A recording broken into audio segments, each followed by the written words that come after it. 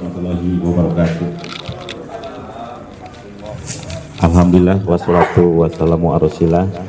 Yang kami hormati Ketua Pansus 11 DPRD Provinsi Jawa Barat Bapak Iwan Suryawan, yang kami hormati seluruh anggota Pansus 11 DPRD Provinsi Jawa Barat, Pak Yusuf Maulana, Pak Jul, Pak Dadi, Ibu Rina, dan Pak Samsul. Yang kami hormati hadir dari Dinas Sumber Daya Provinsi Jawa Barat. Koreksi, Ketua Pansusnya adalah Pak Pak Marjuki, mohon maaf. Kalau Pak Iwan koordinator. Mohon maaf Bapak, siap. Mohon maaf Pak Marjuki, Pak Ahmad Marjuki, selaku Ketua Pansus. Masih aura Bogor Pak, mohon maaf. Saya kalau di depan bapak-bapak selalu gugup Pak, ini mohon maaf. Ya. Mohon izin dari kami hadir dari Dinas Sumber Daya Air Pak Hedi Susilo selaku Kabid Situ Embung, Waduk dan Air Baku. Hadir juga Kepala UPTD PSD Citarum Pak Sukaryono. Mungkin ini pertemuan lanjutan Pak terkait dengan raperda penggunaan sumber daya pada permukaan. Mungkin sebagai kami sampaikan bahwa pada penyusunan raperda ini merupakan review dari Perda 10 2001 yang sudah cukup lama. Kalau perda sebelumnya hanya mengatur tentang izin pemanfaatan air. Kalau yang perda sekarang ada 3, yaitu sebagaimana definisi sumber daya air sendiri. Sumber daya air ini adalah air, ada sumber air, dan ada daya air. Jadi ketiganya diatur dalam perda tersebut, raperda tersebut. Selanjutnya kami sampaikan bahwa sebagaimana kunjungan pada hari ini menindaklanjuti hasil kunjungan dari Purwakarta dan Bogor, yang menarik bahwa situ Ciburu ini masuk ke WS kewenangan pusat Pak. Jadi kami sudah mengajukan izin terkait dengan pemanfaatan asetnya, termasuk bangunan yang kios-kios ini. Nah, namun secara aset BMD itu ada masuk ke dalam KIB Provinsi Jawa Barat. Jadi nanti ini ada beberapa ketentuan dalam raperda yang di ketentuan lainnya di pasal 58 Pak. Itu jadi kunjungan ini masih berkaitan erat dengan raperda yang akan disusun nanti. Jadi secara umum bahwa apabila dalam hal izin pengusahaan atau persetujuan penggunaan sumber daya air memanfaatkan BMD, maka yang berlaku adalah pemanfaatan barang milik daerah sesuai dengan ketentuan peraturan perundangan di bidang pengelolaan BMD. Karena ada beberapa kejadian Pak di kami, seperti KONI pinjam 3 hari Pak untuk dayung, itu nggak bisa melalui proses OSS karena sistemnya terkait dengan aset. Terus juga ada beberapa pemanfaatan lainnya terkait aset, maka yang berlaku terkait dengan pemanfaatan aset. Jadi kalau dari secara rancangan, secara utuh semuanya sudah meninjau segala permasalahan yang terkait dengan perizinan perusahaan maupun terkait dengan aset BMD. Mungkin itu sebagai pengantar Pak. Selanjutnya mungkin kami mohon dari Kepala UPTD Citarum nanti akan menyampaikan tentang data teknis yang ada di situ Ciburui, dan yang tak kalah pentingnya tadi disampaikan oleh Ibu Rina bahwa ada program-program di situ Ciburu juga yang ada penertiban Bu beberapa waktu yang lalu. Nanti mungkin kalau sempat tidak jauh, kurang lebih 30 meter dari sini bisa dilihat.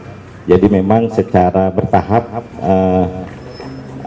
dilakukan penertiban baik di sungai yang kewenangan provinsi, saluran irigasi, dan situ memang permasalahan utama di sumber daya itu adalah okupasi, memang betul. Jadi memang ada okupasi yang begitu besar yang selama ini kita tidak terlalu konsen di sana. Mudah-mudahan ke depan dengan pemerintahan Pak Gub yang sekarang pelan-pelan mulai diidentifikasi ulang dan mulai diurai semua permasalahannya. Tapi memang seperti yang disampaikan oleh Pak Dadi tadi di bawah, betul Pak, memang ini permasalahannya kompleks bahwa terjadinya okupasi itu karena ada beberapa kelalaian di pemerintah kabupaten kota dalam penyediaan fasilitas perumahan pemukiman, termasuk juga fasilitas untuk infrastruktur pendukung masyarakat, sehingga mereka masuk bergerak ke okupasi ke wilayah-wilayah sumber daya air. Mungkin itu gambaran secara umum. Mungkin selanjutnya kami mohon dari Pak Sukaryono, nanti mungkin Pak Hendy menambahkan kalau nanti ada yang kurang terkait dengan aset situ Ciburu. Kami persilakan Pak. Terima kasih. Assalamualaikum warahmatullahi wabarakatuh. Mohon izin Bapak Ibu yang saya hormati Bapak Ketua Pansus 11 Pak Marjuki dan Bapak Ibu anggota Pansus 11 yang saya hormati Pak Kabid SS SDA Pak Akmilang dan juga Pak Andi Pak Kabid situ Pak. Juga Bapak Ibu semuanya, teman-teman dari Dinas SDA. Baik, mungkin kami akan menyampaikan sekilas tentang aset situ Ciburu secara teknis, karena nanti mungkin dilanjut oleh Pak Kabid Pak terkait dengan pengelolaannya Pak ya. Lanjut. Baik, untuk situ Ciburu ini secara asetnya memang tercatat di aset kami Pak di KIP-A tahun 1914, dan untuk pengelolaannya saat ini oleh BPWS Citarum. Jadi termasuk dalam wilayah Sungai Citarum dengan luasan di kurang lebih 41 hektar dan luas genangan saat ini di 25 hektar dengan kapasitas tampung 1,2 juta. Dengan sumber air di sini tadi juga sudah dibahas di bawah bahwa salah satunya adalah suplesi ya, dan dari Cemeta, dan satu lagi di air hujan atau tanda hujan. Sebenarnya di sini ada juga Pak beberapa titik mata air, itu adanya di lokasi di situ 2. Nanti di slide berikutnya kami akan sampaikan bahwa di sini ada mata air, sehingga pada saat di 2025 ini kita ada program untuk normalisasi, intinya untuk mengaktifkan kembali mata air yang ada di situ 2 Ciburu ini, karena nanti akan langsung suplesi ke situ yang lebih besarnya lagi. Jadi itu untuk data teknisnya. Lanjut. Nah, di situ Ciburu ini mungkin sudah kita tahu bersama bahwa ada beberapa kali kita ada penataan dan revitalisasi. Yang pertama ini di sekitaran depan pintu masuk itu di 2019 di tahap 1, dan untuk di tahap 2 ini kita ada penataan dermaga, restoran, juga toilet, musola, dan juga area-area parkir yang salah satunya ini yang sedang kita tempati. Berikutnya, nah ini untuk di 2025 ada normalisasi, memang tidak signifikan Pak, hanya sebagian kecil. Fokusnya kita tadi ke situ 2 untuk mengaktifkan kembali, karena memang di sini sudah banyak okupasi oleh masyarakat, dijadikan kolam-kolam ikan, dan alhamdulillah sekarang sudah bersih semuanya. Dan selain itu juga di 2025 kami juga sudah melaksanakan pembangunan penertiban bangunan-bangunan liar di sekeliling ini. Ini yang 53 ini hanya di sekitaran sini saja.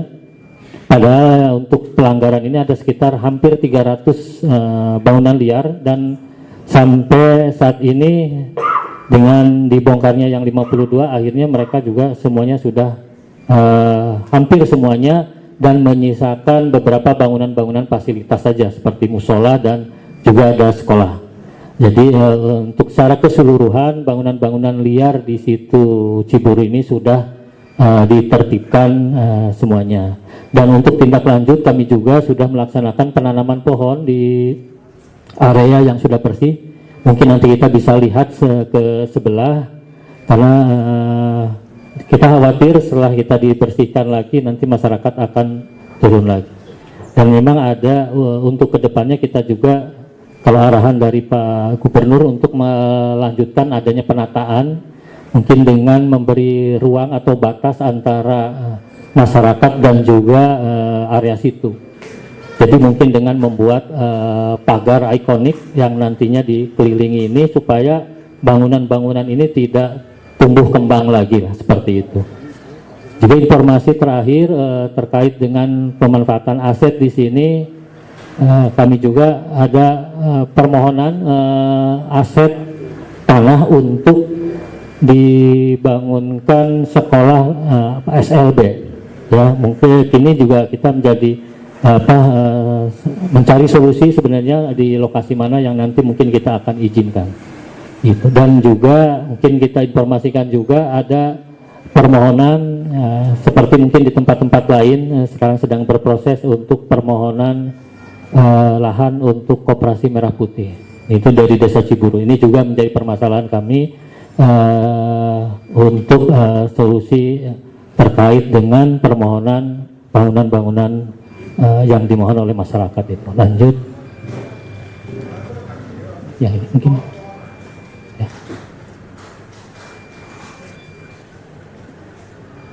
Ya. Mungkin lanjut dulu ke yang pemanfaatan ini untuk yang situ Ciburu terkait dengan aset. Nah, ini yang ada di aset kami, dan untuk pengelolaannya coba next, pengelolaannya yang koperasi itu. Ya, memang saat ini untuk pengelolaan aset yang ada di situ Ciburu sementara ini dikelola oleh koperasi dinas ya. Kembali. Nah, ini untuk situs-situs yang tidak, ini kita coba untuk diaktifkan dikelola oleh koperasi dinas SDA, yaitu Bakti Praja Kertamukti. Ya, mungkin untuk saat ini untuk di Ciburu nah, kita dikerjasamakan dengan koperasi dari Dinas Sumber Daya Air ini. Mungkin itu Pak yang bisa disampaikan, akan untuk terkait dengan pengelolaan, terkait dengan aturannya nanti dari Pak Kabid, terkait dengan mungkin hubungannya dengan perda yang sedang kita godok ini. Terima kasih. Assalamualaikum warahmatullahi wabarakatuh. Waalaikumsalam. Terima kasih Pak Sukaryono. Mungkin sedikit kami informasikan Pak, mungkin ke slide 6 sebelumnya. Ya, jadi di raperda yang disusun bahwa disampaikan bahwa dalam hal di pasal 58 dalam hal pengusahaan sumber daya air dan persetujuan pengusahaan sumber daya air memanfaatkan BMD atau barang milik daerah, wajib mengajukan pemanfaatan barang milik daerah sesuai ketentuan peraturan perundangan di bidang pengolahan barang milik daerah. Ini contoh yang baik Pak. Situ Ciburu izinnya kami tetap izin ke Kementerian PU karena wilayah sungai pusat terkait pemanfaatan sempadannya. Seperti di slide keempat itu ada surat dari Kementerian PU sudah terbit izinnya. Namun pada saat pemanfaatan asetnya kami Dinas SDA itu melakukan kerjasama dengan koperasi Bakti Praja Kertamukti sebagaimana skema pengelolaan BMD yang mengacu kepada Permendagri nomor 19 tahun 2016. Memang mungkin terkait dengan pemanfaatan yang dilakukan oleh koperasi belum optimal Pak, karena memang secara aturan setelah keluar dari Sekda izin untuk melakukan pengelolaan itu koperasi itu harus membayar untuk jangka waktu tertentu, itu belum dilakukan oleh koperasi. Mungkin itu nanti yang sedang diupayakan Pak supaya lebih meningkat terkait dengan PAD pemanfaatan aset ini. Nah, sekarang sedang digodok dua skema Pak, selain dengan sewa ini juga akan dikenakan retribusi, nanti mana yang lebih ada win solution baik kooperasinya maupun kepada pemanfaatan aset oleh pemilik warung yang menempati.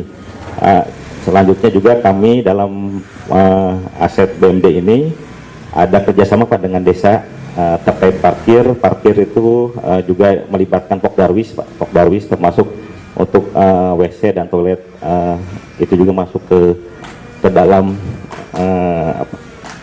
kerjasama dengan Pokdawis dan jadi koperasi melibatkan BUMDes, melibatkan desa dan melibatkan Pokdarwis. Terus juga di sini ada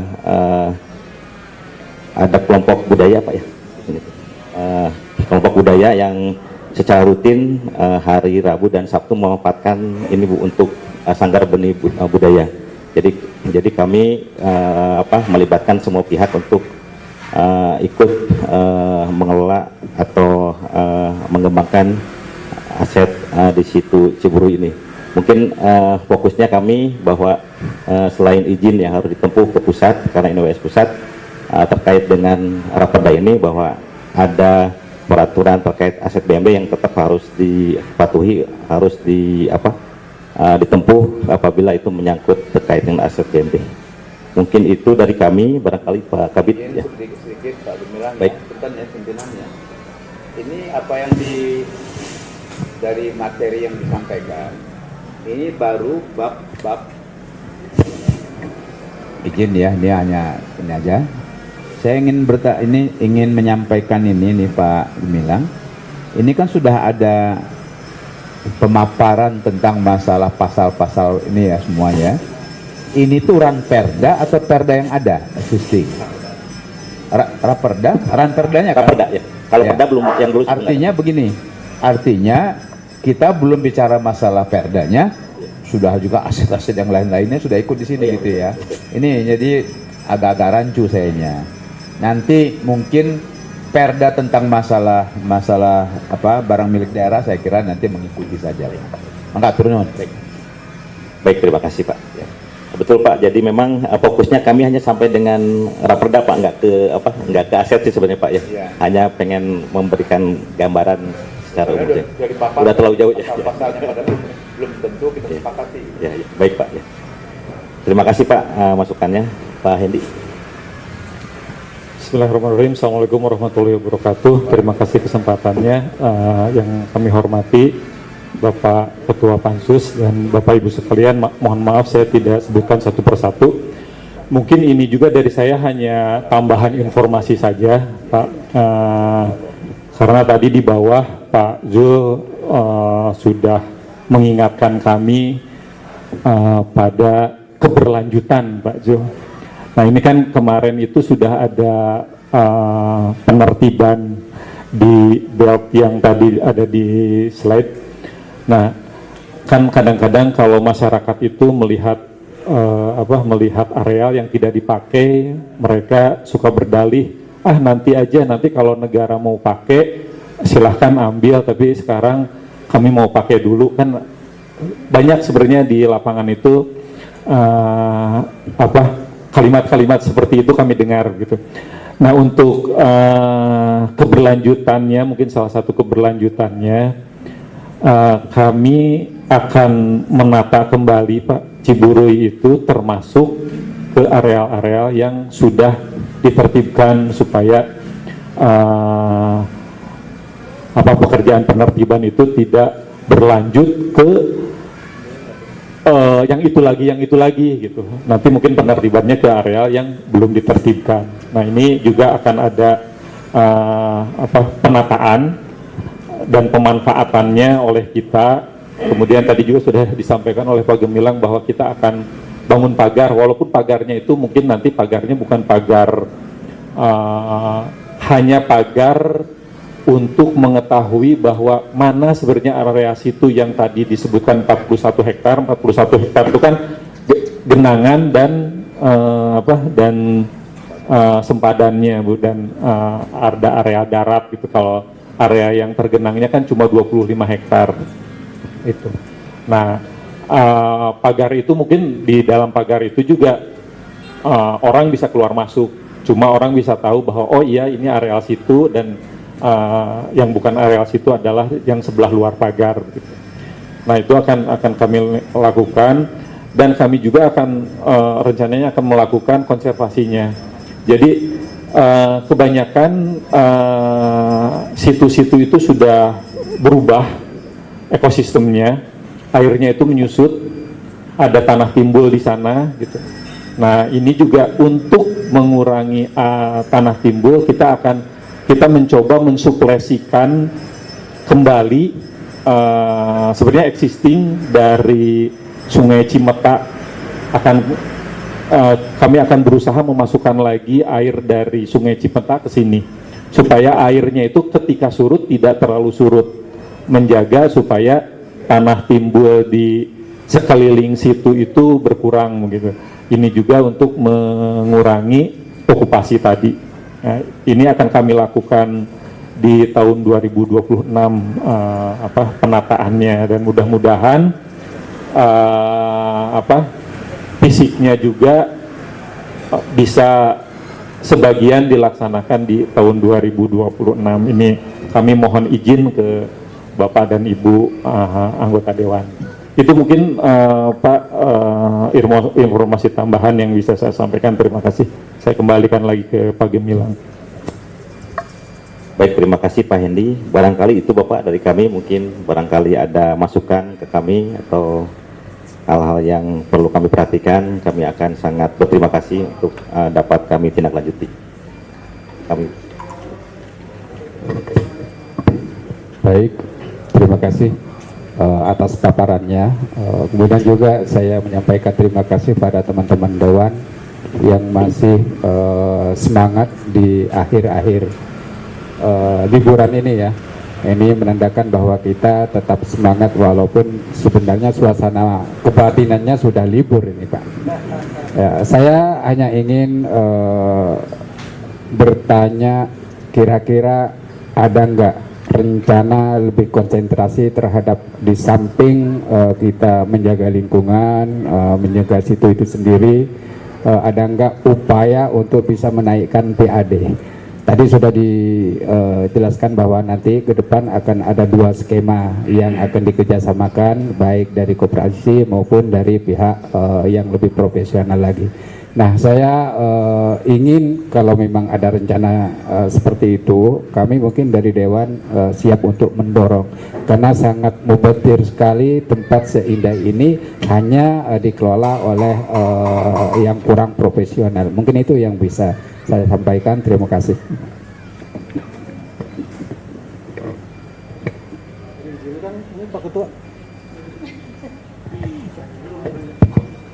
Terima kasih Pak Ketua. Bismillahirrahmanirrahim. Assalamualaikum warahmatullahi wabarakatuh. Yang saya hormati Ketua dan teman-teman Pansus 11. Yang saya hormati dari Dinas PSDA. Saya nggak tahu.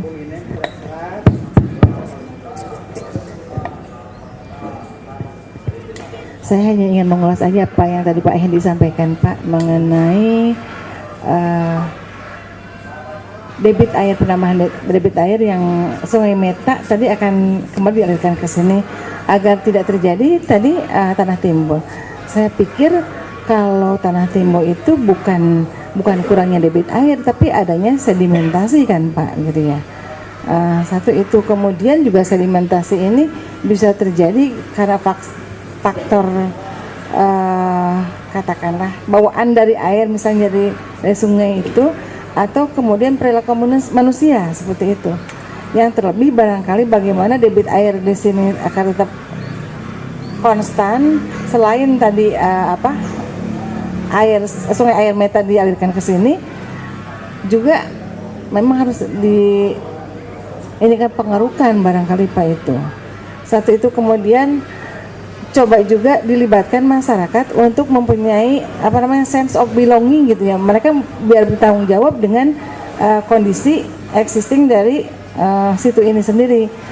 Kalau tadi akan ada izin untuk sekolah dan koperasi Pak ya. Iya. Mungkin lebih bijak lagi kalau di sempadan-sempadan ini ditanami memang tanaman yang sifatnya menyimpan air atau menyimpan air atau seperti picung atau katakanlah pohon eno itu kan sifatnya mereka menyimpan air Pak gitu. Mungkin itu harus dilakukan oleh teknis ya, oleh bapak-bapak, oleh kita semua, agar ini konservasi ya Pak. Ini konservasi nggak sih? konservasi ya, ini akan agar terjaga gitu habitatnya seperti itu. Itu barangkali Pak. Terima kasih. Assalamualaikum warahmatullahi wabarakatuh. Ke sana saya potong dulu aja daripada jalan-jalan. Izin Pak Yusuf, Pak Ketua. Bismillahirrahmanirrahim. Assalamualaikum warahmatullahi wabarakatuh. Pak Gemilang dan kawan-kawan, saya kira ini perda kita yang dirancang ini, saya catat 13 bab 60 pasal ya, agak panjang sebenarnya. Dengan berbagai perda yang ada, saya kira ini nanti mungkin detailnya begitu kita bicara pasal per pasal memang baru agak lebih menohok dalam. Saya kira itu yang pertama. Tapi saya coba melihat begini, saya keliling Jawa Barat 13 tahun, 14 tahun saya di Komisi 4 itu, saya terus terang saja Pak Gemilang prihatin lihat mayoritas situ embung punya kita itu, situlah terutama ya, Bekasi misalnya, saya sebut aja Ciberem, itu ada di tengah kompleks yang existing hari ini mungkin tinggal nggak sampai 25%. Itu di kompleks mewah itu bagus. Beberapa kali Komisi 4 berkunjung ke sana, tapi ini sangat berkaitan dengan policy yang ada. Ini jadi kalau kemudian kita melakukan, bahkan situ Bagendit, saya pernah datang ke sana juga, lihat juga, itu mulai okupasi masyarakat juga terjadi. Nah, saya berharap sebenarnya ada sedikit sentuhan di wilayah perda ini dari 60 pasal, tapi nanti tentu saja detailnya nanti kita lihat. Karena selain debit air, pada akhirnya kita juga harus sadar bahwa ini kan bukan cuma untuk kita hari ini, bukan cuma kebutuhan Jawa Barat 51 juta hari ini. Kalau lihat, saya coba kaitkan dengan perda RT/RW, perda RPJPD, RPJMD kita. RPJPD clear menyebut, bahkan mungkin agak overestimate. Di situ dicantumkan bahwa penduduk Jawa Barat tahun 2042 itu diperkirakan sekitar 61 juta. Kalau hitung-hitungan kemarin di banyak pihak katanya nggak nyampe 60. Tapi apapun itu, saya kira ini kan berkaitan dengan saya senang saja ketika muncul ada neraca air di sini. Nah, ini kita harus hitung betul. Nah, ini kunci ya, karena sama dengan pertambangan. Apakah kita menunggu juga surat edaran gubernur untuk menyetop semua penggunaan air? Kalau pertambangan sudah di stop, salah satunya lagi dihitung betul itu soal neraca tambang kita. Jadi kawan-kawan dinas SDM menghitung itu.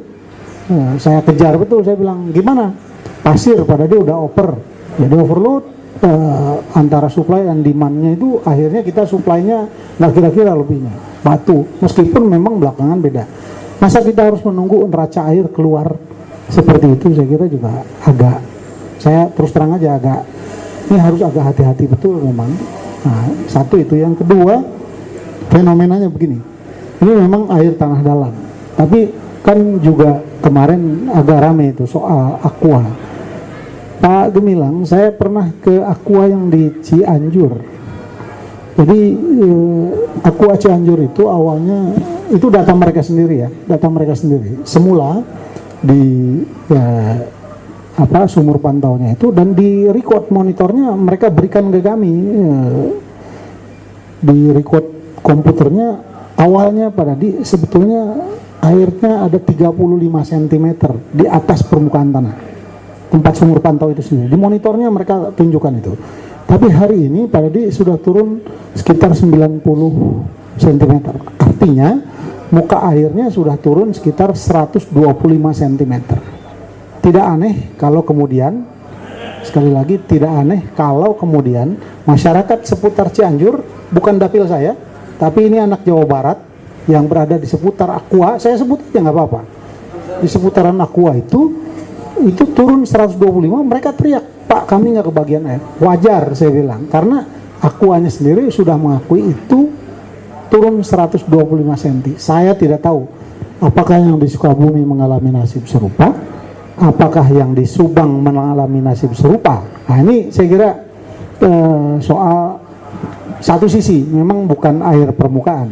Satu. Yang terakhir Pak Gemilang, saya kerap kali juga terima keluhan soal kualitas air yang digunakan oleh kawan-kawan PDAM di berbagai kabupaten kota. Ini kan ketika ya mohon maaf bercampur dengan termasuk kotoran manusia, ya, itu sementara disaring ya dengan segala hormat, meskipun disaring dengan segala cara, ya, saya kira itu bercampur di situ, sementara itu dijadikan bagian dari air yang dijual lagi ke masyarakat, ya, dijual lagi ke masyarakat setelah konon melakukan pemakaian atau pemakaian berbagai jenis obat untuk kemudian di netralisir. Saya agak sedih juga, jadi saya sekarang suka mikir ulang, kalau mau minum masak air pakai air dari situ, aduh saya bilang wah nggak berani lah, nggak berani. Ini PR saya kira, jadi bukan cuma terkait pajaknya saja, saya pajaknya oke lah saya kira, tapi dampak hari ini mungkin nggak terlalu kelihatan, tapi berpengaruh pada otak-otak anak cucu kita berikutnya. Ini yang saya coba pikirkan. Ini saya berharap dengan lahirnya perda kita ini, kemudian PR-PR itu oke lah tidak sempurna, tapi kalau ada PR 10 kita bisa kerjakan PR 6, jangan perluas di angka 6 saya kira Pak Gemilang. Kalau kita bisa PR 6 itu kita tuntaskan jadi angka 9, 6-nya angkanya sama, cuma dibalik aja posisinya, kaki jadi kepala, kepala jadi kaki. Saya kira itu menjadi bagian dari amal ibadah kita ke depan. Saya kira itu poinnya. Mohon maaf kurang lebihnya. Bila itu berkata, Assalamualaikum warahmatullahi wabarakatuh. Bismillahirrahmanirrahim. Assalamualaikum warahmatullahi wabarakatuh. Terima kasih pimpinan yang telah memberikan waktu. Akan menghormati anggota Pansus dan bapak-bapak sekalian dari dinas terkait. Bapak sekalian, hari ini kita sedang membuat perda penggunaan sumber daya air pada air permukaan. Itu yang kita bahas. Tetapi saya melihat fenomena juga di situ Ciburuy yang saya lihat dan saya amati. Mungkin saya tahun 83 sudah mulai ke Bandung, artinya bolak-balik. Yang saya amati ada minimal ada 2 permasalahan. Yang pertama adalah seperti disampaikan tadi Bu Lina, pendangkalan dan sedimentasi. Itu yang saya lihat dulu tidak ada pulau di tengah dan tidak ada. Sekarang sudah ada, dulu pernah ada lapangan bola di sana, pernah ada, sekarang sudah tidak ada lagi. Jadi ada 2 pendangkalan dan sedimentasi, dan kedua pencemaran air yang mungkin sangat terjadi setelah itu. Jadi pandangan saya kita sedang pengguna sumber daya air, ini adalah harapan kedepannya situ Ciburuy dan tempat-tempat air yang lainnya ingin mengembalikan lagi pada posisi seperti yang dulu di awal adanya situ Ciburuy ini, sehingga tadi disampaikan Ibu Lina tadi adanya sementasi yang tentunya ini juga harus kita cermati bersama agar cadangan air tidak berkurang. Artinya apa upaya-upaya yang kita kerjakan mungkin nanti akan kita bisa disampaikan di perda tersebut, kira-kira bukan untuk Ciburuy saja tetapi untuk tempat-tempat yang lain, sehingga daya tampungnya bertambah tidak berkurang, walaupun fenomenanya hari ini di mana-mana situ-situ itu daya tampungnya berkurang. Yang kedua mengenai pencemaran air, tentunya ini juga kita tidak bisa mengelak, tidak bisa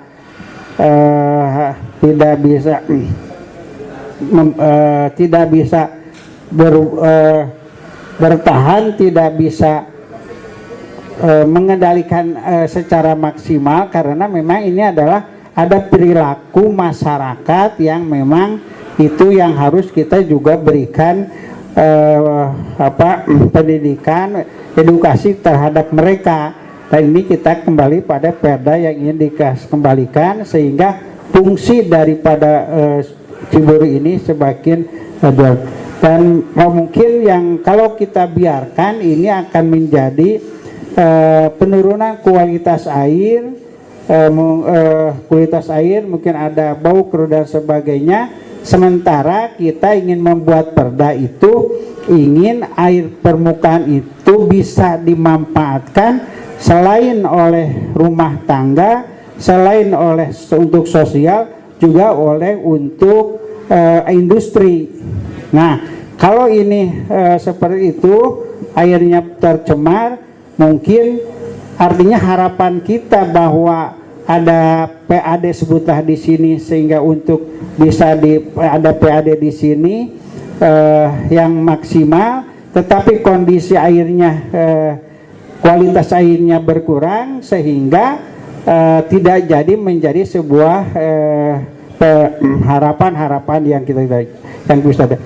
Termasuk juga ekosistem yang ada di dalamnya dengan penyebaran seperti itu juga nanti yang dulu di sini ada ikan dan sebagainya, hari ini juga sudah tidak kelihatan orang mancing dan sebagainya. Jadi harapan kami ke depan dalam perda ini juga ada hal-hal yang bisa diselesaikan dengan perda ini untuk kebaikan situ Ciburi dan tempat-tempat yang lainnya.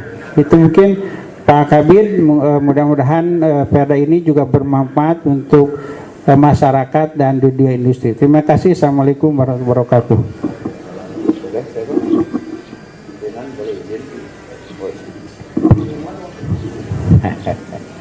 Tadinya sudah menyerahkan semuanya Pak Dadi. Bismillah. Assalamualaikum warahmatullahi wabarakatuh. Yang sangat saya hormati Bapak Pimpinan Pansus, kawan-kawan sahabat anggota Pansus, Bapak Gemilang, Bapak Hendi, Bapak Yono, juga hadirin yang sangat saya hormati. Tadi sudah sampaikan kita sedang membahas masalah Ranperda tentang penggunaan sumber daya air pada air permukaan. Saya melanjutkan nih Pak Gemilang ya.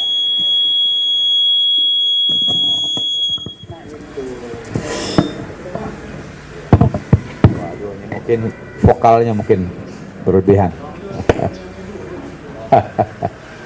Tadi sudah disampaikan oleh Bapak Pimpinan Pansus, Ketua Pansus, terkait masalah nanti diusahakan perda kita ini menambah gitu ya Pak ya, menambah PAD. Yang mau ditambah kalau yang mau dijual yang nggak ada juga percuma tuh Pak Ketua ya. Artinya apa?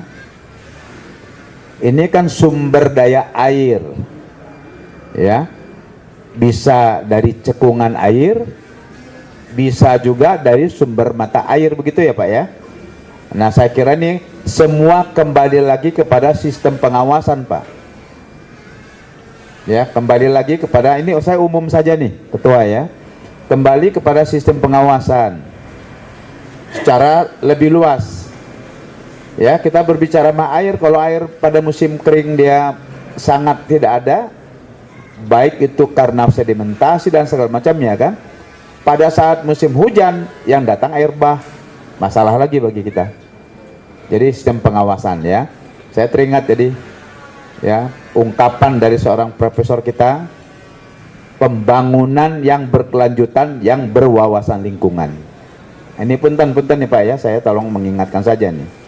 Karena apa yang kita bahas nanti perdanya itu tentang masalah sumber daya air pada air permukaan yang bersumber dari cekungan air ya, dan sama mata air. Nah saya tadi mendengarkan begitu luar biasa, banyak pemukiman yang merambah, saluran yang tadinya 10 meter jadi tinggal 2 meter. Nah, ini kan kembali lagi pada pengawasan Pak. Kalau kita membiarkan seperti ini, regulasinya ada, undang-undangnya ada, tetapi kalau tidak ada pengawasan ketat ya repot juga. Alhamdulillah sekarang Pak Gubernur kita kan luar biasa nih, meskipun punten pada dinya itu kan wilayah saya, dapil saya itu Ciater itu ya, ditertibkan semuanya. Betul kata Pak Dadi tadi, yang diperlukan solusinya. Ya, jadi masyarakat yang tadi berdagang memang tidak boleh, bukan lahan untuk itu, tetapi juga sekarang begitu bersih. Alhamdulillah Pak Dadi, kalau saya pulang kampung ke Subang itu tertib sekali, ya nggak ada kiri kanan. Tapi mungkin keluhan dari masyarakat juga solusinya yang belum ada. Ya, kenapa? Iya, Pak Ari itu kan teman sahabat kita juga ya kemarin ya, periode yang lalu. Ini saya kira sistem-sistem seperti ini tolong. Mungkin Pak Gemilang sama Bapak yang lain ini yang betul-betul terkait dengan potensi sumber daya air kita. Mari, ayo kita sama-sama nih. Apa yang perlu kita pikirkan lagi ke depannya seperti apa? Menyangkut masalah air, masalah saluran ini semuanya tahu Pak. Ya, yang namanya saluran irigasi, yang namanya primer, sekunder, semuanya penuh dengan sedimentasi. Ya, udah nggak bisa apa-apa kita. Kalau Bapak keluar tol Kertajati itu kiri kanan itu udah lumpur semua tuh, tanah semua. Airnya tinggal sedikit Pak. Kembali lagi kepada sistem pengawasan dan pembenahan kita. Kan begitu ya Pak ya. Saya kira juga semuanya ada biayanya. Tetapi tetap niat solusinya tetap dari kita. Saya kembalikan lagi kepada bapak-bapak yang ada di Dinas Sumber Daya Air. Ah, begitu ya Pak ya. Jadi saya nggak banyak nih, umum saja saya kira. Kalau kita berbicara masalah penggunaan sumber daya air pada air permukaan, sumber dua itu, wilayah cekungan air dan mata air. Kalau di sini kebetulan nih, ini kan kita bicara perda ini untuk seluruh Jawa Barat nih. Yang kata Pak Dadi, situ-situnya kan banyak embung segala macam tuh. Yang kita, yang di itu Pak Dadi apa tuh? Yang di daerah Depok itu yang kita suka kunjungan, Situ Gede, ya yang sudah jadi kayak begitu itu. Banyak sekali sih situ yang sudah. Bahkan ada yang tinggal sedikit saja, tinggal kayak kolam aja begitu ya. Oh, ada yang hilang ya, udah jadi pemukiman. Nah ini seperti ini yang perlu kita antisipasi Pak Gemilang ya, dan bapak-bapak yang lain. Kembali lagi kepada sistem pengawasan Pak. Kalau kita hanya membiarkan saja masyarakat merambah begitu ya repot juga. Ya kesadaran maka kita tunggu. Tetapi kondisi hari ini repot lah. Ya, itu kira-kira dari saya kira umum saja ya Pak Bapak sekalian.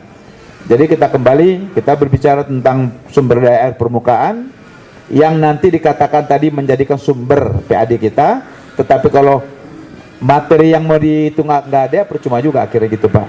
Kembali lagi kepada sistem pengawasan. Terima kasih. Assalamualaikum warahmatullahi wabarakatuh.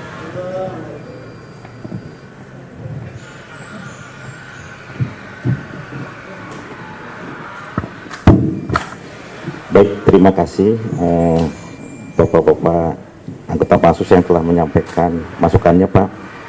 Yang pertama dari Pak Ketua Pansus yang terkait dengan upaya menaikkan PAD khususnya situ Ciburu ini, nanti mungkin saya dilengkapi oleh Pak Kabid Situ dan Kepala Bupati Citarum bahwa memang ada beberapa rencana Pak. Kami itu ada lahan yang sangat luas di sana Pak, sebesar lapangan sepak bola Pak. Sempat juga mau dijadikan disewa oleh BUMDes untuk sarana olahraga tanpa merubah asetnya. Hanya saja memang masih inisiasinya belum suratnya belum nyampe ke kami Pak. Jadi ada beberapa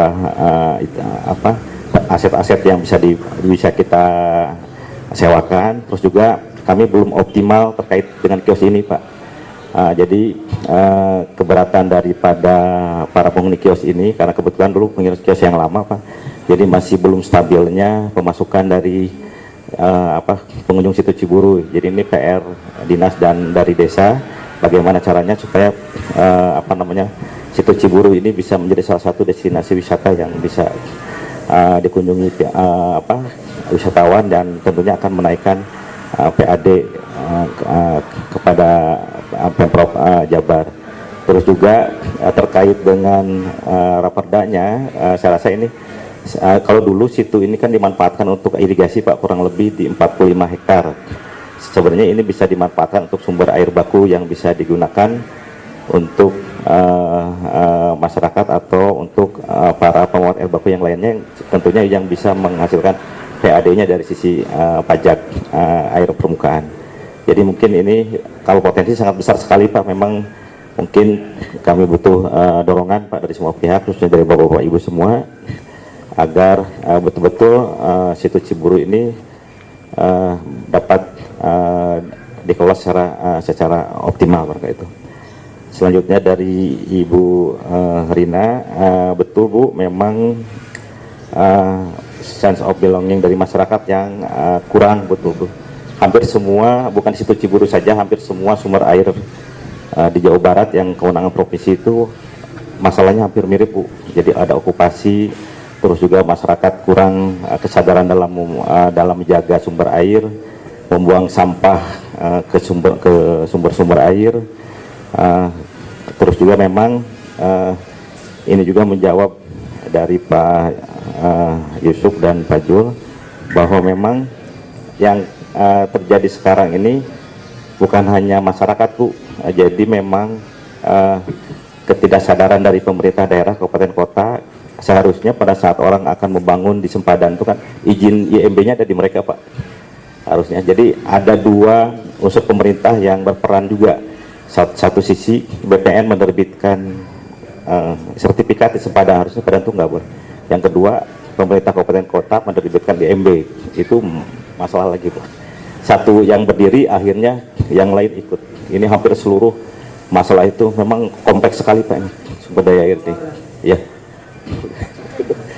Mudah-mudahan nanti dengan dukungan Bapak Ibu semua ini bisa diurai satu-satu Pak. Minimal kita sudah mulai memetakan dulu identifikasi sempadannya, termasuk juga nanti pengawasan Pak ya.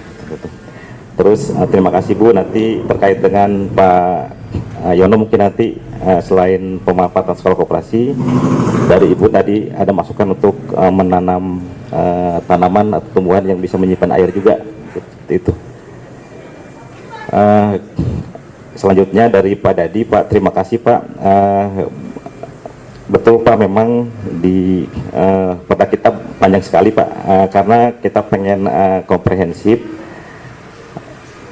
termasuk juga adanya neraca air, termasuk terkait dengan ada beberapa yang situ Pak, situ Ciburu. Memang kalau yang perda ini fokusnya ke pengelola sumber daya air yang kewenangan provinsi Pak. Kalau situ Ciberem, tapi situ Ciberem itu kalau tidak salah yang di Bekasi tercatat di aset kita juga. Jadi sebenarnya kita itu kalau pendekatannya dari aset kita bisa ikut intervensi Pak untuk cuma memang tadi betul kata Pak Jo, kita pengawasannya kurang sejauh ini. Dan tadi betul Pak, memang harus hati-hati karena sumber daya air ini harus kita proyeksikan ke depan. Dengan adanya penambahan 61 juta penduduk ini, kita harus bisa menghitung berapa ketersediaan air yang harus kita siapkan untuk memenuhi semua sektor, termasuk untuk kebutuhan dasar masyarakat. Nah, mudah-mudahan Pak ini termasuk kualitas air, betul memang hampir semua perilaku masyarakat ini, dan yang paling kami rasakan itu adalah kerusakan di daerah tangkapan airnya Pak. Jadi kalau saya perhatikan di Citarum saja debit minimumnya itu 1,5 kubik, sedangkan debit maksimumnya di 500 kubik. Itu ada perbandingan 1:500, sedangkan kriteria yang sehat itu 150 Pak. Jadi udah sangat-sangat jauh. Jadi terjadi kerusakan di kawasan hulunya begitu besar yang punya dampak terkait kepada sungai-sungai yang di Citarum ini. Ini yang juga kerusakan ini juga berpengaruh terkait dengan kualitas air. Terutama tadi walaupun teknologi canggih PDAM sudah bisa mengurai, tapi memang ada faktor kotoran itu Pak, kita juga agak yang polinya itu masih jadi memang walaupun dari sisi pikihnya dua kulahnya sudah terpenuhi, tapi kita masih merasa alangkah baiknya memang kalau dari sumber airnya kita benahin dari sisi kualitas airnya. Ini PR jangkar panjangnya, memang kami saat ini memang masih condongnya ke kuantitas, yang mudah-mudahan ke depan terkait kualitas juga dapat kami perhatikan. Selanjutnya Pak, dari Pak Yusuf Maulana, kami setuju Pak ini bahwa kita ingin mengembalikan lagi kondisi sumber daya air kita ini supaya kembali ke sedia kala. Walaupun memang ini saya rasa ini rencana yang sangat besar sekali kalau kita mengembalikan ini, hampir ada 893 lebih kalau nggak salah Pak, yang situ di Jawa Barat itu hampir 148-nya masuk KIB provinsi. Itu saya rasa hampir sebagian besar sudah banyak yang beralih fungsi itu. Ada beberapa kajian dari ATR Pak, dari tata ruang, dengan mengembalikan situ di kawasan Cibinong, situ Cikaret Pak, itu bisa meredam banjir di Depok Pak. Itu kajian mereka, itu saya pernah baca. Hanya mengembalikan kapasitas tampung situ ke kembali awal aja itu sudah banyak banyak manfaatnya Pak. Selain airnya dimanfaatkan, tapi memperluas kapasitas situ Cikaret dan situ Kabantenang itu bisa menahan debit air pada saat puncak untuk ke wilayah Depok. Tapi tentunya ini selalu kami itu beririsan dengan terkait dengan aset, terkait dengan pengelolaan wilayah sungai, termasuk juga kami mungkin kata Pak Jul tadi masih lemah yang terkait dengan pengawasan seperti itu. Selanjutnya Pak, terkait pengawasan di Raperda ini kami membuat, ini menjawab dari Pak Jul mungkin, kami secara detail mengusulkan terkait dengan pasal sanksi dan larangan dan juga peran para pihak Pak. Jadi dengan perda yang lama, Perda 10/2001 ini, yang dulu sebelumnya itu Pol PP itu agak cadel dalam bergerak Pak. Dengan sekarang ini yang kami usulkan, mudah-mudahan ini bisa menjadi dasar hukum yang kuat untuk melakukan pengawasan dan pengendalian. Poin pentingnya memang betul, memang selama ini pengawasannya kita yang karena para pihak juga tidak dibekali dengan ketentuan perundangan yang semestinya yang bisa mereka melakukan tindakan di lapangan. Itu barangkali. Selanjutnya mungkin Pak Hendi, kami persilakan. Terima kasih Pak Gemilang. Mungkin saya global aja ya, Bapak dan Ibu.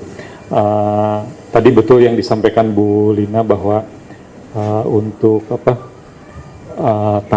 tanah timbul kebanyakan diakibatkan oleh adanya sedimentasi. Bisa ke slide 3. Nah, untuk sedimentasi sendiri di tahun ini, di tahun 2025 kami sudah melakukan pengukuran di situ Ciburui ini. Nah, untuk yang 14 hektar ini sih kami rencananya kalau bisa ada anggaran ini akan dikeruk di tahun 2026 Bu. Kami sudah ada pengukurannya. Jadi pengukuran tuh pengukuran batimetri, kedalamannya berapa, yang diinginkan berapa, yang bisanya berapa gitu Bu.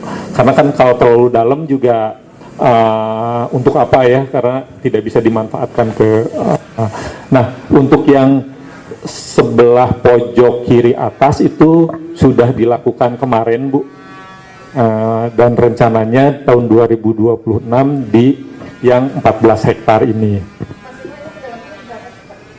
Ini maksimal kedalaman, aduh saya harus lihat lagi hasil pengukurannya ya. Yang 3 meteran tuh masih ada Bu, yang 3 meteran masih ada, tapi di sebelah kanan atas sana ada yang tapi itu nggak luas begitu Bu, nggak luas Bu. Nah, kemudian yang saya maksud untuk mensuplai dari Cimeta itu, memang kondisi existingnya dulu air di sini tuh selain dari mata air yang di sebelah pojok kiri atas, di pojok kiri atas itu juga disuplai dari Cimeta, tapi sekarang Cimetanya sudah nggak ada Bu. Nah, ini juga harus kita studi dulu. Seperti yang Ibu sampaikan tadi, jangan-jangan kalau kita paksakan dari Cimeta sekarang malah bawa sedimen gitu Bu. Nah itu yang harus kita, sedimen layangnya di Cimeta itu berapa sih, layak tidak? Kalau sekarang kita masukkan kan dulu sama sekarang kan beda di Cimetanya Bu. Mungkin dulu masih jernih, dimasuk ke sini oke-oke aja. Nah sekarang itu harus ada studi dulu, apakah masih layak akan kita masukkan ke sini. Dan terutama biasanya yang dimasukkan itu bukan debit banjir, Bu, tapi debit sedang tidak banjir. Karena kalau debit banjir pasti bawa sedimen, Bu. Itu kalau SOP kami ketika banjir itu pintu harus ditutup. Pun seperti itu karena akan terjadi pendangkalan cepat di irigasi. Nah, ini pun kalau nanti misalnya akan diaktifkan kembali dari Cimetanya, itu harus di studi dulu, kita ambil sampel air Cimeta di bulan-bulan apa sih sebenarnya yang bisa ke sini. Nah, Sumber mata air hari ini selain Cimeta ya, atau selain mata air dari mana, Kang? Sekarang paling dari air hujan, Pak. Makanya itu tadi di slide sebelumnya itu air limpasan hujan dari catchment area yang masuk ke sini. Kemudian dari ya air drainase permukiman juga masuk ke sini. Seperti yang tadi disampaikan Pak Jul, makanya dan Pak Yusuf, makanya kenapa kualitas airnya pun menurun. Itu karena memang ya ada dari limbah rumah tangga masuk ke sini itu, Pak. Jadi sekarang tuh mata air yang terdeteksi yang itu, Pak, yang di sudut kiri atas itu yang masih terdeteksi ada mata airnya. Nah, jadi sumbernya ini sumber mata air Cimeta sama kemungkinan ya dari mata hujan ya. Nah sekarang ini kelihatannya Cimetanya sudah nggak masuk sumber mata air dan limpasan. Iya. Alasan Cimeta nggak masuk apa? Salurannya juga sudah rusak, Pak. Cimeta tuh di sana ada irigasi kabupaten, irigasi Cimeta juga, irigasi kabupaten itu juga mungkin kita harus turun juga ke irigasi kabupaten gitu, Pak, supaya airnya tidak banyak bocor dan bisa masuk ke sini gitu. Ya, saya kira Itu normalisasinya berarti kan ya. ini karena sumbernya mengandalkan sumber mata air, artinya kan air di sini itu kan kita harus terjamin ya keberadaannya, harus terjamin. Nah, mengandalkan sumber mata air. Nah, ini saya kira dari Dinas Sumber Daya Air betul-betul harus concern khususnya untuk masalah hulu gitu kira ya. Jadi artinya ada 3 sumber air, yang utamanya adalah sumber mata air, yang keduanya kita, yang ketiganya kemungkinan terjadinya segala macam gitu ya. Tapi utamanya adalah sumber mata air. Ini tugas saya kira ya, Pak ya. Artinya sumber mata air yang ada itu terjamin tidak sedikit. Juga termasuk seperti tadi kedalaman yang berapa kata Ibu Lina, kedalaman itu ini budaya tampungnya. Saya kira itu sudah ada. Gambaran existingnya ada, Pak. Ya, nah, kita gunakan saja existingnya. Nggak mungkin produksi berdalam lagi. Nah, manfaatkan existing saja, itu bisa menampung sekian juta lebih. Ya, kalau dari mata air, kalau limpasan tidak bisa dihindari ya Pak ya, karena air hujan yang turun pasti masuk ke sini gitu. Ya, jadi airnya ya seperti ini Pak. Kalau kita ngelihat ke spillway yang di sana, yang di itu masih jauh Pak, masih ada 1 meter lebih gitu. Itu tidak pernah limpas, karena dulu ketika limpas di sana itu dari Sungai Cimeta dimasukkan ke sini.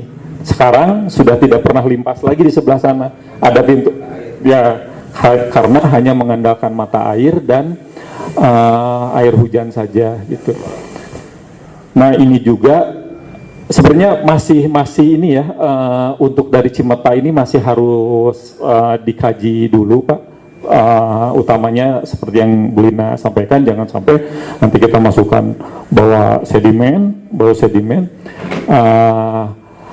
Tapi kenapa kok ada opsi itu tadi kan PAD itu yang dijual sebenarnya view. Kalau airnya nggak ada gitu kan, view-nya juga kurang. Nah inilah kenapa kami jadi berpikir kenapa ya nggak dimasukkan lagi aja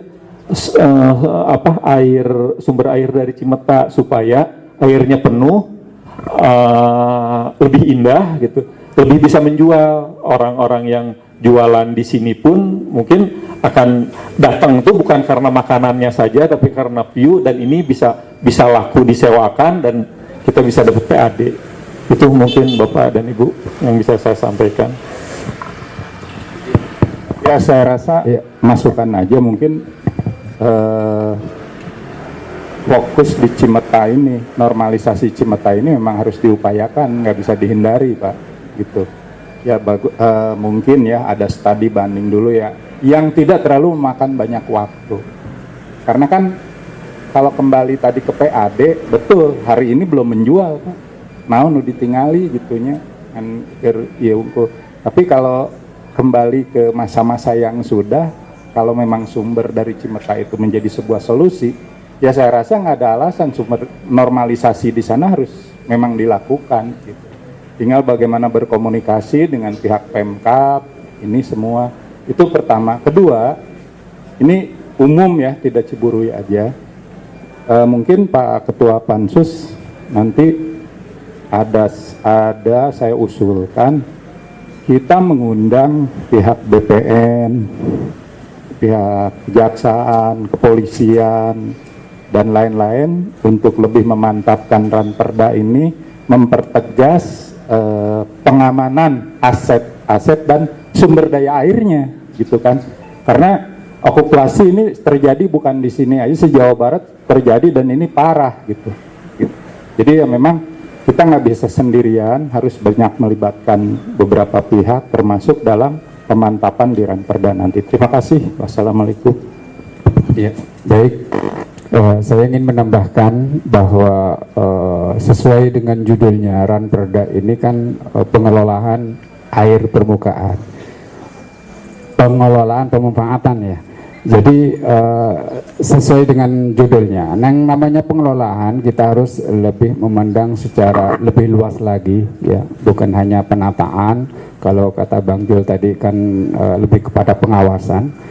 Jadi bukan hanya pengawasan, penataan, juga harus kita menjamin bahwa kelestarian juga harus kita jamin. Dan di samping itu kan kita sudah berjalan, ada pajak di situ. Nah, maksud saya pajak ini harus dikembangkan lagi menjadi potensi yang lebih besar lagi. Tadi sudah membuka ya, bahwa sudah ketemu lah format-formatnya. Kalau airnya nggak ada, bisa saja kita menjual view. Ya, terus kemudian kalau yang kan banyak nih pemancingan umum yang masih menggunakan air dari irigasi. Nah, apakah itu bisa atau memungkinkan kita pungut pajak atau bagaimana? Ini kan juga peluang ya. Dan masih banyak peluang-peluang yang lain sepanjang kita bisa berinovasi, berkreatif. Dan kita anggota dewan pasti yang namanya membangkitkan PAD sejauh itu tidak menimbulkan masalah di masyarakat, pasti kita menyetujui. Mungkin itu yang bisa saya sampaikan. Terima kasih.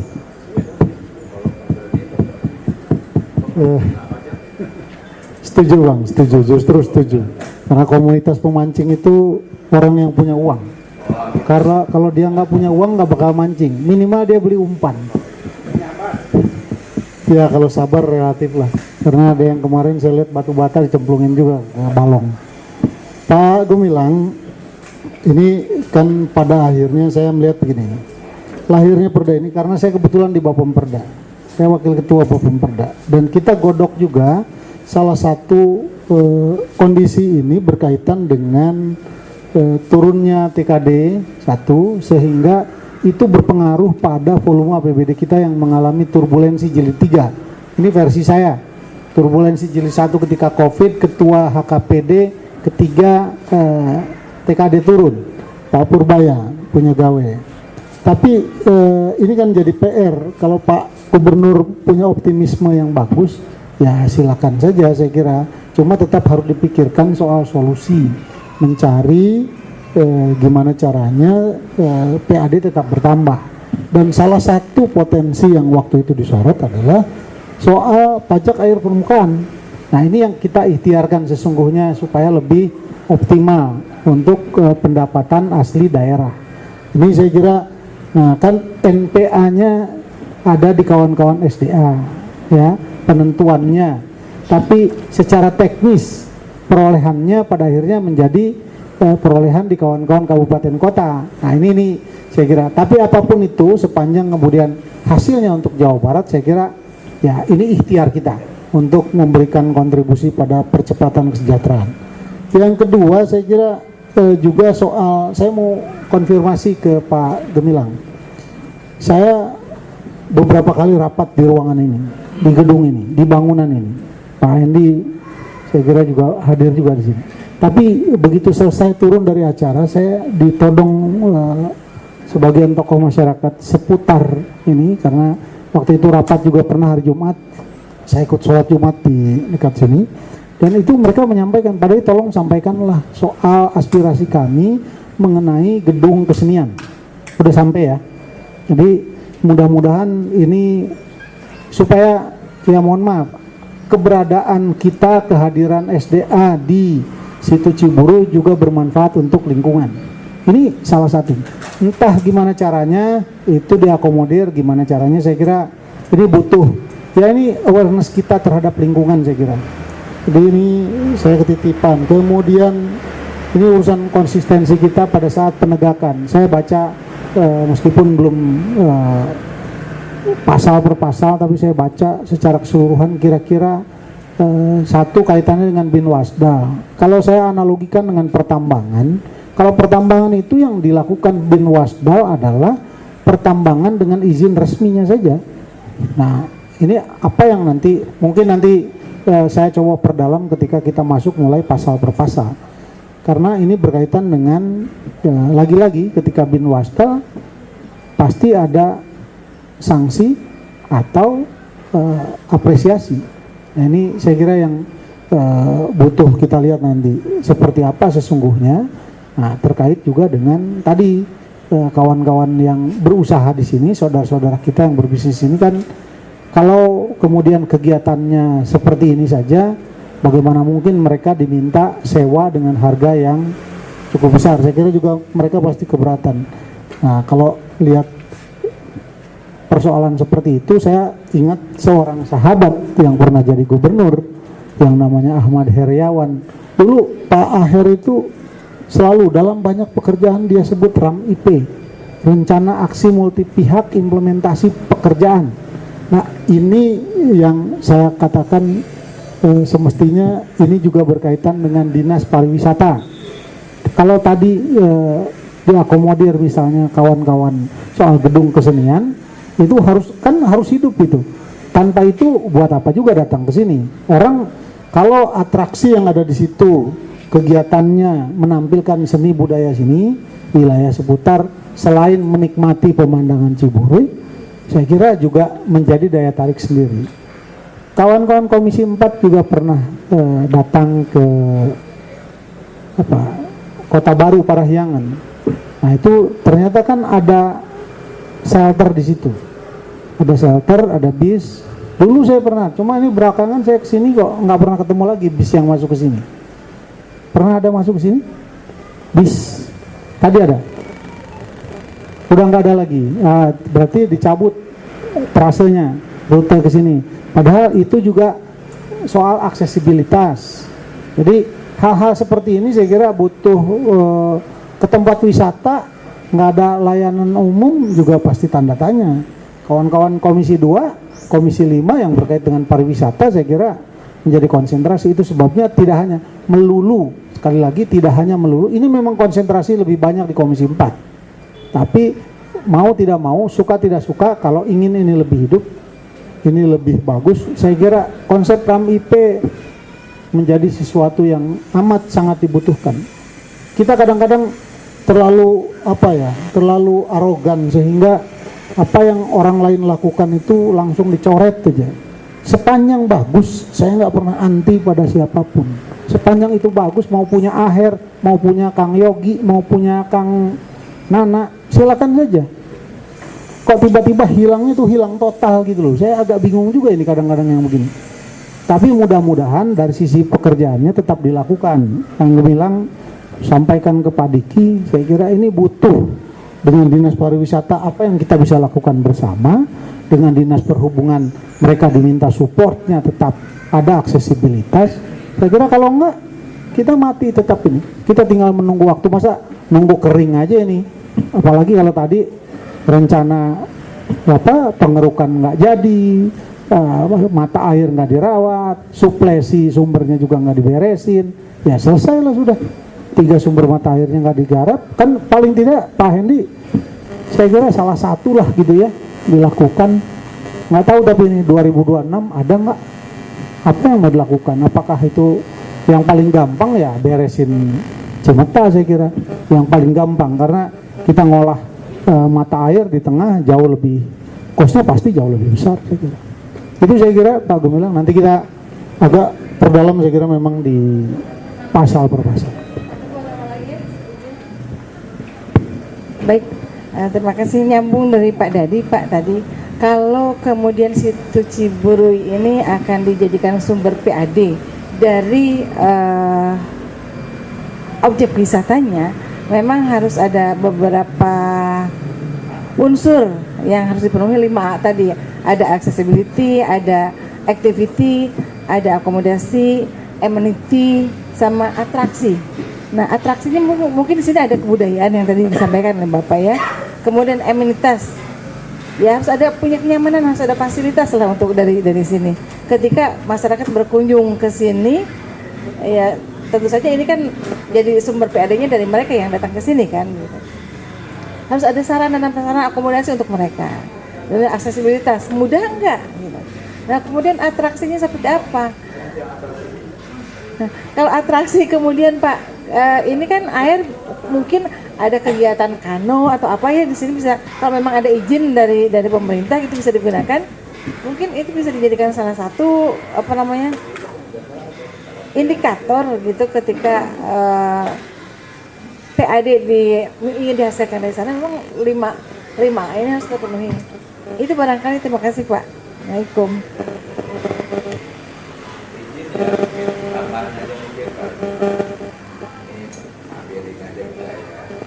Kegiatan yang bisa menjadi destinasi salah satunya ada aktiviti ya. Itu kok Kota Baru itu sampai Dayung ada di situ, ini masuk ini tinggal main Dayung aja. Kok nggak jalan gitu loh, bukan Pak Ketua ya. Dan dulu kita lihat ada sarananya, ada sarananya lengkap, tapi kok nggak kemudian kegiatannya kalah sama Kota Baru. Karena tuh kayak organisasi Dayung itu, mereka latihan di sana di Sungai Citarum itu. Padahal ini mah jelas ya aman, tapi kok nggak digunakan?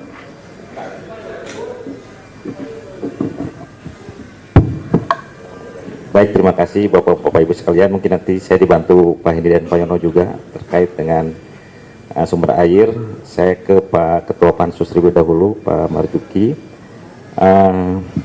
Betul Pak, memang sebenarnya kalau di Raperda kita ngacu ke Undang-Undang dan PP 30, seluruh kegiatan yang memanfaatkan air untuk kegiatan usaha itu wajib berizin Pak. Jadi seharusnya bisa dijadikan yang untuk pemancingan dan lain itu sebenarnya bisa dijadikan, dia kan memanfaatkan air Pak, seperti itu.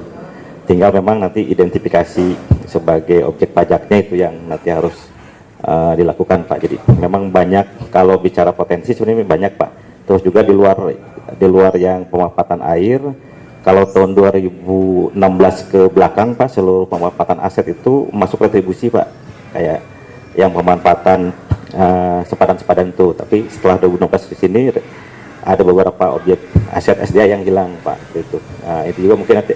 Tapi pada intinya pada tanggal 24 kemarin Pak, Desember kemarin, waktu Pak Kadis tidak sempat ke Purwakarta itu dipanggil khusus Pak Gub untuk membahas aset SDA ini. Memang udah jadi konsen dari Pak Gub juga ini supaya terutama terkait dengan pelanggarannya. Kalau pelanggaran sudah bisa kita pelan-pelan urai, sebenarnya pemanfaatannya sudah bisa kita jalankan ke depan juga. Selanjutnya terkait dengan Pak Dadi, Pak, beberapa bulan yang lalu di bulan Agustus saya sempat sempat jadi kepala PLT UPTD Citarum Pak. Waktu itu belum ada definitif. Saya sudah mengusulkan untuk pembangunan Balai Pinten Pak. Ya, Balai Pinten untuk yang akomodir itu. Sebenarnya harusnya dibangun di perubahan kemarin Pak. Jadi yang perubahan kemarin itu baru dilaksanakan perencanaannya oleh bidang situ sudah. Jadi mudah-mudahan di tahun 2026 itu bisa dibangun. Ya. Sudah ada. Sebenarnya sudah masuk kemarin, Pak. Cuman kemarin itu salah codering, Pak. Kemarin itu karena akhir ya. Nah ini mungkin, oh cuma Pak. Jadi nggak cukup Pak. Baru 400 Pak. Tapi kami kemarin tuh saking seriusnya Pak, ada bangunan 3 yang di sana itu kami bongkar Pak, karena untuk menyiapkan lahan. Udah clear. Nanti mungkin sambil berkunjung ke sana Pak nanti. Ya, tapi kami memberikan kebebasan Pak kalau mereka ada kegiatan di sini Pak. Jadi sudah ada. Di sini jadi juga diizinkan Pak. Jadi untuk aktivitas mereka nggak berhenti. Ya. Ya. Baik, selanjutnya Pak, saya setuju Pak kalau ada dengan RMIP, berarti tugas kami ke depan untuk dengan Parbo dan perhubungan Pak ya, seperti itu ya. Terkait dengan penegakan Pak, kalau kami mungkin beda dengan pertambangan, kalau kami termasuk yang tidak berizin juga sama Pak, kami lakukan penindakan seperti itu. Jadi yang menarik sebenarnya kalau Undang-Undang 17 itu saklek Pak, bahwa mengambil air tanpa izin itu jatuhnya pidana Pak, hanya di pending oleh Undang-Undang Cipta Kerja Pak. Jadi diberikan waktu sampai 2025 itu untuk mengurus izin. Setelah 2026 itu seharusnya ya. Jadi nanti di kami mungkin kami mohon masukannya, ada 3 pasal Pak terkait pelanggaran itu. Kami bagi 3 kriteria. Yang pertama yang pidana murni Pak, yang diatur undang-undang. Yang kedua pidana perda. Yang ketiga yang sanksi administrasi. Nanti diatur di sana. Jadi mungkin, dan ada beberapa juga sanksi yang kami atur nanti di Pergub Pak. Ya, terkait dengan kalau mengambil air melebihi izin harus ada sanksi tambahan Pak, membayar lebih terkait dengan pengambilan yang dimanfaatkan tersebut. Jadi ada denda tambahan bagi yang mengambil yang lebih dan seterusnya. Selanjutnya terkait dengan 5 faktor Ibu Rina dan Pak Jul ya, ini mungkin kami juga memang harapannya bisa meniru Kota Baru ya, seperti itu. Sebenarnya kalau kami secara operasional sudah melibatkan banyak pihak di sini Bu. Hanya saja memang sebelumnya sebelum pada saat ini selesai sempat dari Asep Strawberry sempat berminat ke sini untuk menyewa 2 ini. Hanya saja waktu itu ini karena ini terbuat dari bambu, dia khawatir itu jadi ngeprul Pak ke makanan seperti itu. Yang pertama, yang keduanya ini terlalu open Pak ke masyarakat, jadi agak sulit untuk itunya. Jadi kami harus membuat skema baru lagi seperti apa supaya bisa meningkatkan kunjungan ke situ Ciburuy. Selanjutnya barangkali dari Pak Jul dan Pak Samsul terkait sumber air, Pak Hendi barangkali yang Cimetak. Pak, 3-tiganya menjadi perhatian kami, Bapak, sumber airnya untuk keberlanjutan situ Ciburuy ini. Mohon izin azan dulu. Oke.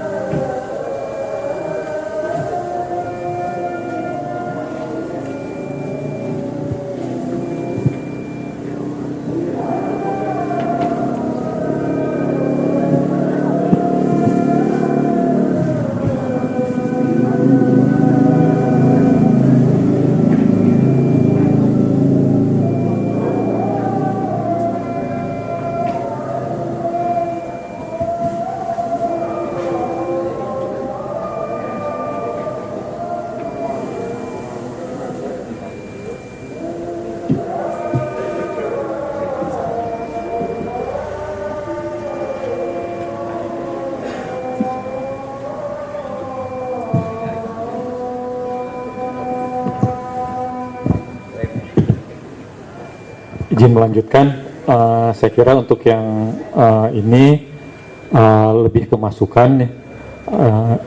3 sumber air itu akan kami perhatikan betul.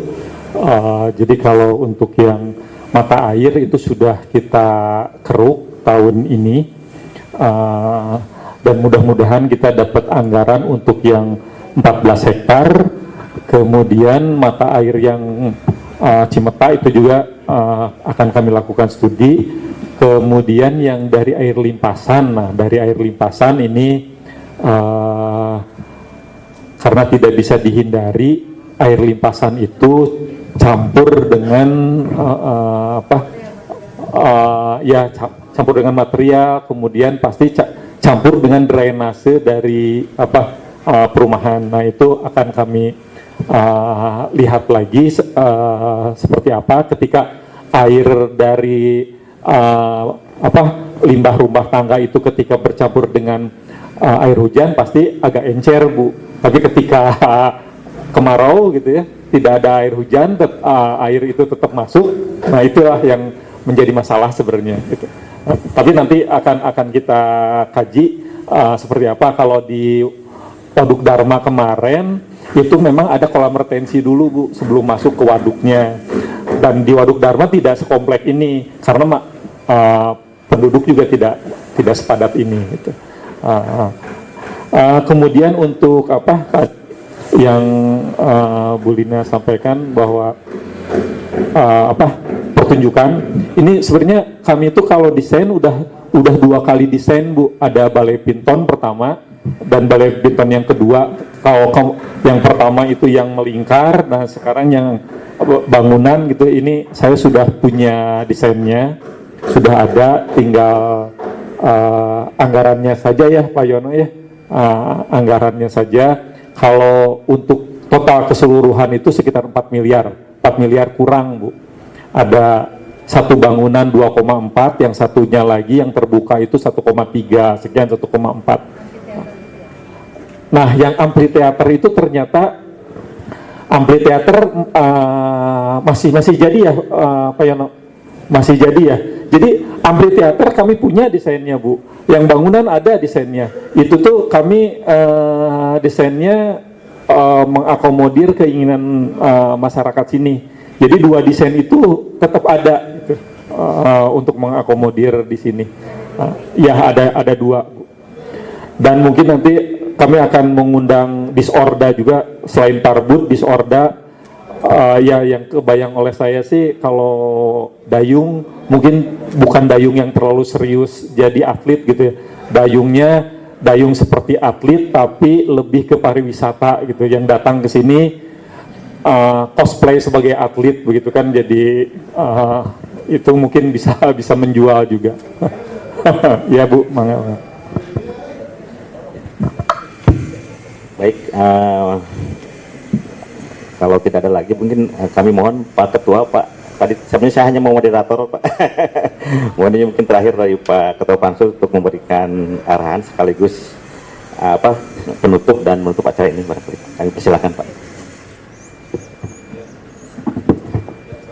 Terima kasih ya. Saya kira cukup sampai di sini, sambil nanti mungkin dilanjutkan setelah liburan ya. Iya, saya juga mengapresiasi ke teman-teman dari dinas yang masih semangat bekerja dan juga teman-teman yang dari anggota dewan. Mungkin setelah ini ya, atau ada agenda apa nih setelah ini, Bang? Baik, nanti kita koordinasi sama tim ya. Mungkin cukup Pak ya. Assalamualaikum warahmatullahi wabarakatuh.